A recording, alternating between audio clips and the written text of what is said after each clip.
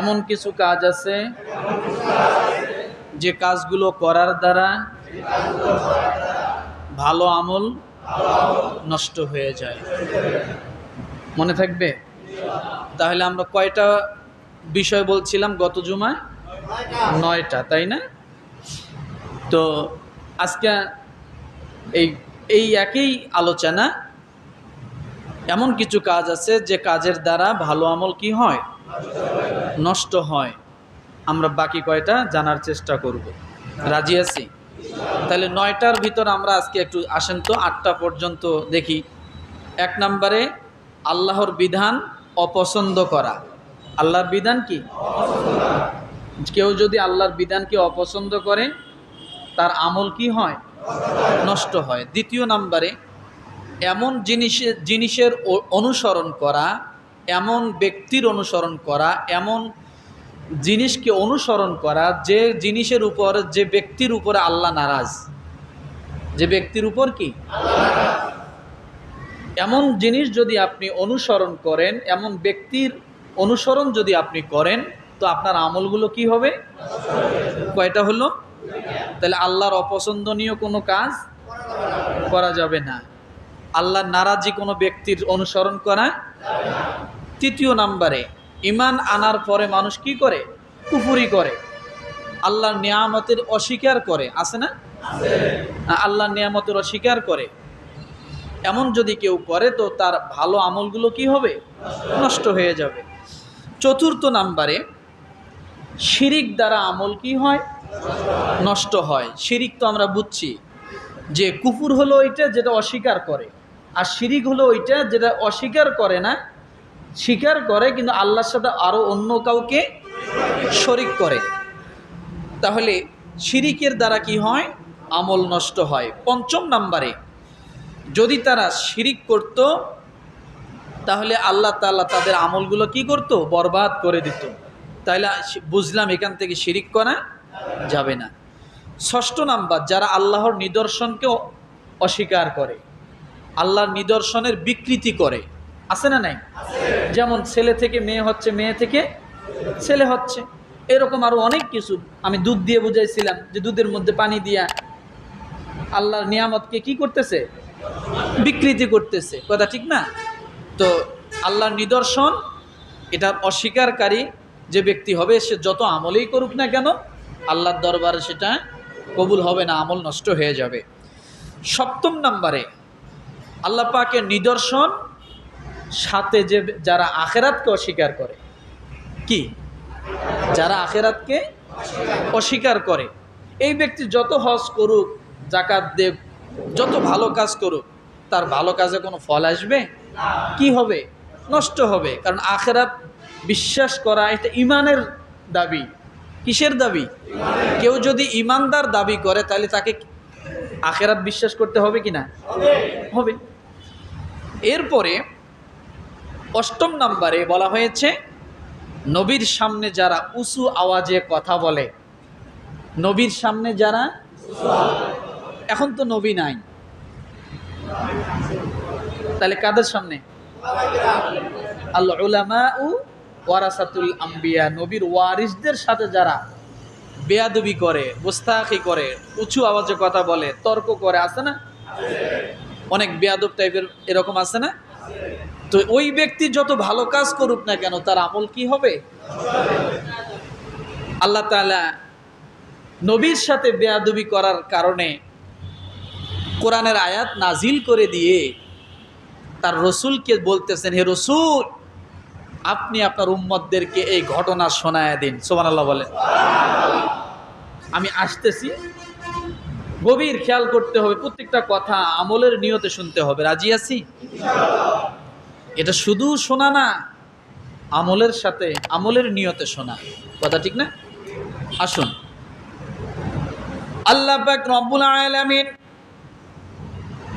সূরা মুহাম্মাদের 32 নম্বর আয়াতে আল্লাহ বলেন, ইন্নাল্লাযীনা কাফারু ওয়া সাদ্দু আন সাবিলিল্লাহি وشاقوا الرسول من بعد ما تبين لهم الهدى لن يضروا الله شيئا وسيحبط أعمالهم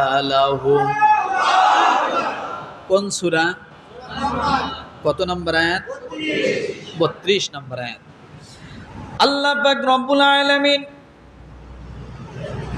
রাসূলের বিরুদ্ধে গেলে কি হয় নবীদের বিরুদ্ধে গেলে কি হয় রব্বুল আলামিন এই কথা জানায় দিচ্ছেন সূরা মুহাম্মাদের 32 নম্বর আয়াতে ইন্নাল্লাযীনা কাফারু ওয়া সাদ্দু আন সাবিলিল্লাহ নিশ্চিতভাবে জেনে রেখো যারা কুফর অবলম্বন করে কি অবলম্বন করে ভালো করে বোঝেন রাসূলের সাথে যারা বেয়াদবি করে তারা কি আরো ঈমানদার থাকে নাকি কথা বলেন রাসূলের সাথে যারা বেয়াদবি করে তারা কখনো ঈমানদার দাবি করতে পারে না আল্লাহ পাক রব্বুল আলামিন সূরা মুহাম্মাদের 32 নম্বর আয়াতে আল্লাহ বলেন নিশ্চিতভাবে জেনে রাখো যারা কুফর অবলম্বন করেছে এবং অন্যদেরকে আল্লাহর পথ থেকে ফিরিয়ে রেখেছে কারণ দেখা যায় একদল মানুষ আছে নবীকে মানেই না কিন্তু নবীর বিরুদ্ধে বলে শুধু একাই বলে না আরো দল বল গোছাই নিয়ে রাস্তার মাঝখানে বসে মিছিল করে আছে না নাই দল তৈরি করে রাসূলের বিরুদ্ধে লাগার জন্য রাসূলের বদনাম করার জন্য রাসূলকে গালি দেওয়ার জন্য বর্তমান জামানায় রবীন্দ্রনাথ ঠাকুরের যত মূল্য দেওয়া হয় আমার রাসূলের মূল্য তত দিতে চায় না আছে না নাই আছে না নাই একদল ব্যক্তির জাতির পিতাকে যত মূল্যায়ন করা হয় আমার রাসূলের মূল্যায়ন ততটা তাদের ভিতরে না আছে না নাই কথা বলেন ও মুসলমান সংসদের মধ্যে বিসমিল্লাহ থাকবে কি থাকবে না এই নিয়ে আলোচনা হয় রাষ্ট্র ধর্ম ইসলাম থাকবে কি থাকবে না এই নিয়ে রাজপথে মারামারি হয় কিন্তু আমাদের জাতীয় সঙ্গীত এটা কি থাকবে থাকবে কি থাকবে না এটা নিয়েও আজকে দেশের জমিনে মারামারি হয় এটা না থাকলে নাকি বাংলার অস্তিত্ব থাকবে না অথচ ভিনদেশী একজন মানুষ একজন হিন্দু মানুষ ঠাকুর মানুষ অন্যের কাছ থেকে হাওলাত করে এনে আমাদের এখানে ঢুকায় দিয়েছে খালের মরা কুত্তা আমাদের ঘরে চাপায় দিয়েছে আমার সোনার বাংলা আমি তোমায় ভালোবাসি আর শুরু থেকে মাঝখান শেষ পর্যন্ত বাংলাদেশের জাতীয় সঙ্গীতের যতটুকু পরিমাণ নেওয়া হয়েছে একটা তো সেখানে আল্লাহর কোনো কথা নাই সম্পূর্ণ শিরক ছাড়া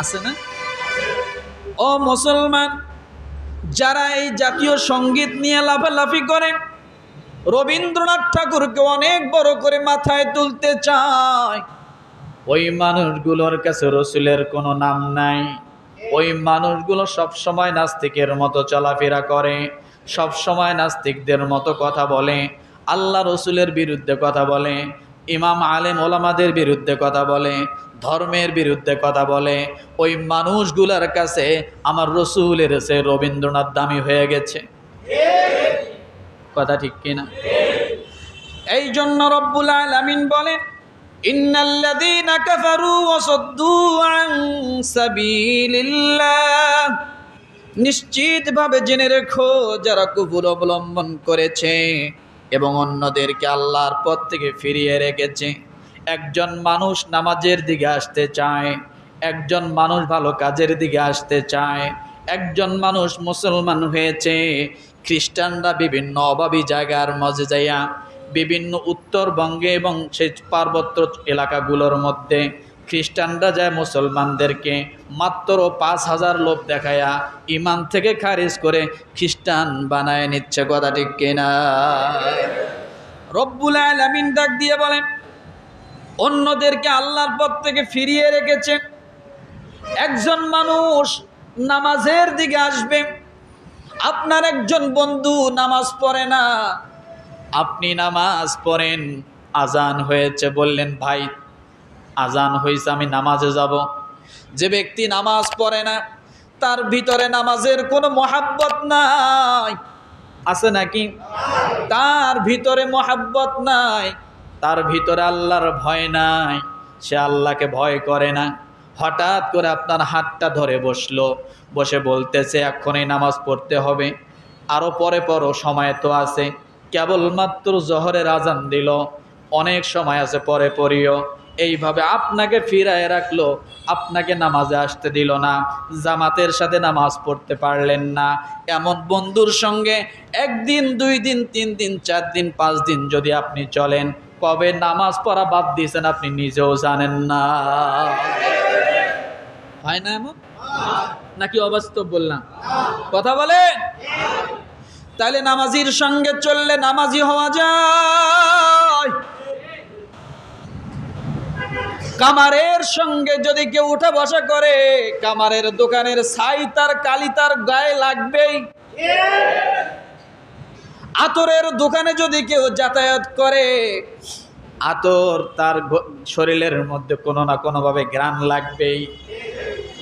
যার সাথে যার মহাব্বত, তার সাথে তার কিয়ামত। আপনি কার সাথে মহাব্বত করেন, কার সাথে চলেন, কিয়ামতের ময়দানে আপনার ফয়সালা হবে। কার ফয়সালা হবে? আপনার ফয়সালা হবে। এই জন্য জেনে শুনে যারা আল্লাহ আর দ্বীনের বিরোধিতা করে, তাদের সঙ্গে মন দিয়ে চলা যাবে না, দিল দিয়ে চলা যাবে না, এমনভাবে চলা যাবে না যাতে আপনার ইমানের ক্ষতি হয়ে যায়। কিসের ক্ষতি হয়? কথা বলে। কষ্ট পাচ্ছে আমার ভাইয়েরা? এইভাবে মানুষকে আমরা আল্লাহর পথ থেকে ফিরে রাখি এবং রসুলের বিরুদ্ধে চারণ করেছে ওই ব্যক্তির 3য় নম্বরে যে গুণটা, খারাপ গুণটা হলো সে রসুলের বিরুদ্ধে চারণ করে। তাদের সামনে সুস্পষ্ট সৎ পথ আসার পরেও তারা কখনো সেই দিকে ধাবিত হয় না। আল্লাহ তাআলা বলেন, লা ইয়াদুরুল্লাহা শাইআ ওয়া সায়ুহবিতু আমালাহুম। এমন ব্যক্তি যত ইবাদত গুজার হোক না কেন, যত আবেদ হোক না কেন, আমার আল্লাহ তাআলা তার সমস্ত ইবাদতগুলো নষ্ট করে দেবেন, সমস্ত আমলগুলো নষ্ট করে দিয়া তার জন্য আল্লাহ জাহান্নামের ফয়সালা করে দিবে। দেখেন তো এই সূরা মুহাম্মাদের 32 নম্বর আয়াতে কয়টা কাজ? একটা হলো যারা কুফর অবলম্বন করে, দ্বিতীয়ত যারা আল্লাহর পথ থেকে মানুষকে কি করে, একটু জবান খোলেন আল্লাহর রাস্তে, ফিরায় রাখে। এরপরে 3য় নম্বরে যারা রসুলের বিরুদ্ধে চারণ করে।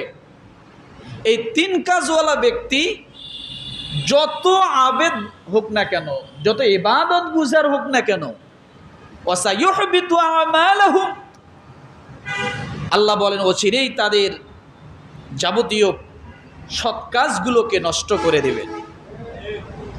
কি করবেন? কেমন ভাবে নষ্ট হয় এবার গভীর খেয়াল করেন। আল্লাহ নিজে খেয়াল করতে বলছেন আপনাদেরকে। কাদেরকে? জোরে বলেন। আল্লাহ নিজেই খেয়াল করতে বলেছেন কেমন করে আমল নষ্ট হয়। সূরা আরাফ কত? সূরাতুল আরাফ আয়াত নাম্বার 175 আল্লাহ বলেন, ওয়াতলু আলাইহিম নাবাআল্লাযী আতাইনাহু আয়াতিনা ফানসালাখা মিনহা ফাআতবা'াহু আশ-শাইতানু ফাকানা মিনাল গাওয়িন। রসুলের বিরুদ্ধে গেলে, রসুলের বিরুদ্ধে পা বাড়ালে, রসুলের বিরুদ্ধে মনকে সোজা করলে, মেধাকে রসুলের বিরুদ্ধের দিকে নিয়ে গেলে কত ক্ষতি হয়। সে যত বড় আমলওয়ালা হোক না কেন, সে যত তাহাজ্জুদ গুজারওয়ালা হোক না কেন, আমার আল্লাহ তার সমস্ত আমলগুলো বরবাদ করে দেয়। জীবনে যত হজ করুক না কেন, যত ভালো কাজ করুক না কেন, আমার রসুলের বিরুদ্ধে যে যাবে, শুধু পা বাড়াবে, এক পা সামনে তুলবে আর এক পা উঠানোর সময় লাগবে না, এর মাঝখানে আমার আল্লাহ তাআলা তার জিন্দেগির সব আমল বরবাদ করে দেয়।